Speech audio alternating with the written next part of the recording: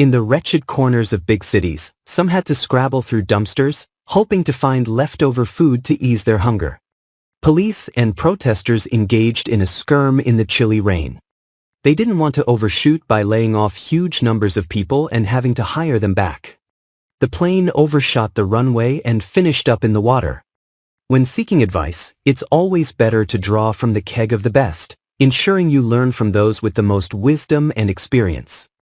The child began to squirm in his chair on the airplane, clearly restless after the long flight. "I've prepared well, so I think I am all set for the meeting. Make sure to pull the chain all the way for a complete flush." Their foes immediately expressed fear they will launch new attacks on them.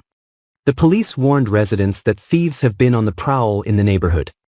The 10-gallon hat serves as a potent symbol of the North American cowboy, embodying the spirit of independence and fortitude. She admired his rugged look, especially the stylish 10-gallon hat he wore. The likelihood that you'd crash in an airplane is very low. In all likelihood, the patient will make a full recovery.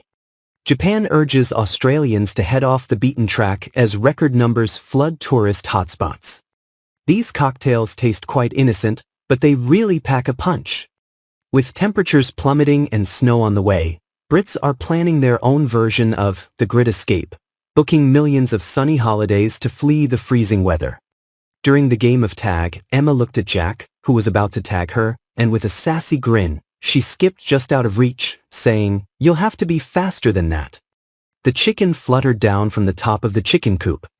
After chasing the Red Baron in the scorching sun all afternoon, Snoopy was so exhausted that he passed out under his favorite tree.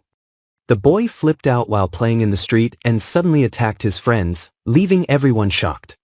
The suspect waived his right to have a solicitor present during the police interview. And second, thanks to something called the individual mandate, if you're not insured you pay a fine, making this option seem not nearly so clever. Still, if you really can't afford to buy in and can't get insurance anywhere else, the government will waive the penalty. And second, thanks to something called the individual mandate, if you're not insured you pay a fine, making this option seem not nearly so clever. Still, if you really can't afford to buy in and can't get insurance anywhere else, the government will waive the penalty. And second, thanks to something called the individual mandate, if you're not insured, you pay a fine, making this option seem not nearly so clever. Still, if you really can't afford to buy in and can't get insurance anywhere else, the government will waive the penalty.